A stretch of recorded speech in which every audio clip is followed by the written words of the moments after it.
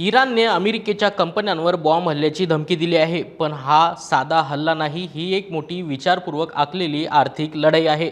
सोप्या भाषेत सांगायचं तर इराण थेट अमेरिकेच्या सैन्याशी किंवा युद्धनौकांशी भिडत नाही आहे, ते अमेरिकेला गनिमी काव्यात अडकवण्याचा प्रयत्न करत आहे। म्हणजे छोट्या चपळ आणि सततच्या हल्ल्यांना मोठ्या शक्तीला थकवणे।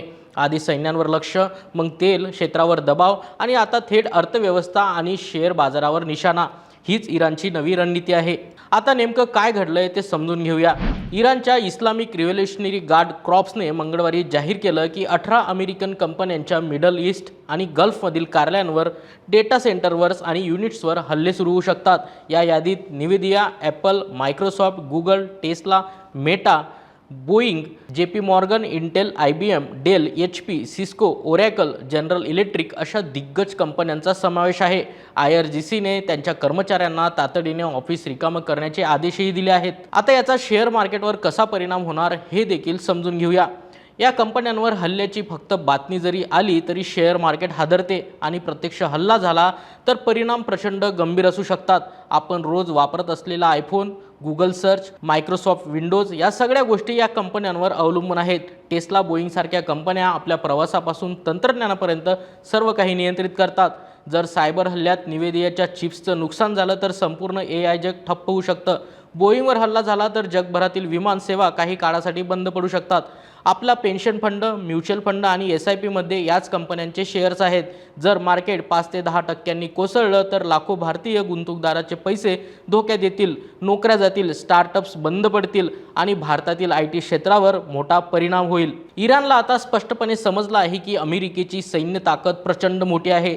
थेट युद्धात त्यांना हरवणं जवळपास अशक्य आहे, पण शेअर बाजार तो भावनांवर चालतो। भीती निर्माण झाली की गुंतवणूकदार पैसे काढतात। या 18 कंपन्यांचं एकत्रित मार्केट कॅप $15 ट्रिलियन पेक्षा जास्त आहे, म्हणजे चीन वगळता जगातील बहुतेक देशांच्या GDP पेक्षा मोठं। एक मोठा हल्ला झाला की वॉल स्ट्रीट थरथरेल आणि याचा परिणाम जगभर होईल। यापूर्वी काय घडलं होतं यावर एक नजर टाकूया। 2020 मध्ये इराणी हॅकर्सनी अमेरिकेतील अनेक कंपन्या आणि सरकारी संस्था हॅक केल्या होत्या।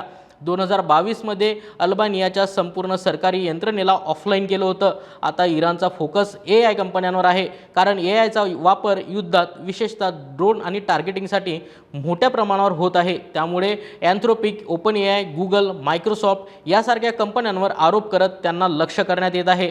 या संघर्षात इराणचे अनेक मोठे नेते मारले गेले आहेत। फेब्रुवारी 2026 पासून सुरू झालेल्या या तणावात सुप्रीम लीडर अली खामेनी, सुरक्षा प्रमुख अली लरिजानी आणि ब्रिगेडियर जनरल जमशिद यशागी यांचा मृत्यू झाला। अमेरिका आणि इस्रायलने केलेल्या टार्गेट असोसिएशनमुळे इराणमध्ये संताप आहे। त्यामुळे आता बदला घ्यायचा आहे, पण तो थेट युद्धात नाही तर आर्थिक पातळीवर, असा विचार इराण करत आहे। सायबर अटॅक, ड्रोन हल्ले किंवा बॉम्ब यापैकी काही होऊ शकतं, पण लक्षात घ्या, मिसाईल डिफेन्स सिस्टीम सायबर हल्ल्यापासून संरक्षण देऊ शकत नाही। या कंपन्यांचा प्रभाव आपल्या फोनपासून बँकिंग ॲप्सपर्यंत आणि विमानांपासून कारपर्यंत आहे। त्यामुळे कोणताही हल्ला झाला तर त्याचा सर्वाधिक फटका सामान्य माणसालाच बसेल। भारतासाठी याचा अर्थ काय हे देखील समजून घेऊया। भारत मोठ्या प्रमाणावर तेल आयात करतो आणि आपला शेअर बाजार अमेरिकेशी जोडलेला आहे। IT निर्णयातही मोठी आहे। आधीच तेलाच्या किमती वाढलेल्या आहेत। अशा परिस्थितीत जर जागतिक मार्केट कोसळलं तर महागाई वाढेल, नोकऱ्या कमी होतील आणि आर्थिक ताण वाढेल। इराणने आता नवीन रणनीती बदलली आहे। कमी शस्त्र, जास्त सॉफ्टवेअर आणि आर्थिक हल्ले। कारण अमेरिकेच्या सैन्याला हरवणं कठीण असलं तरी गुंतवणूकदाराच्या मनात भीती निर्माण करणं शक्य आहे आणि या युद्धाला कोणतेही नियम नाहीत। त्यामुळे जग एका मोठ्या आर्थिक संघर्षाच्या उंबरठ्यावर उभं आहे। तुम्हाला काय वाटतं, अशा आर्थिक युद्धात भारत किती सुरक्षित आहे?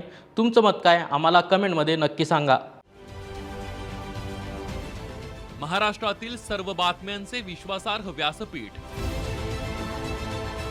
सकाळच्या सर्व सोशल मीडिया प्लॅटफॉर्मला लाईक, फॉलो आणि सबस्क्राईब करा।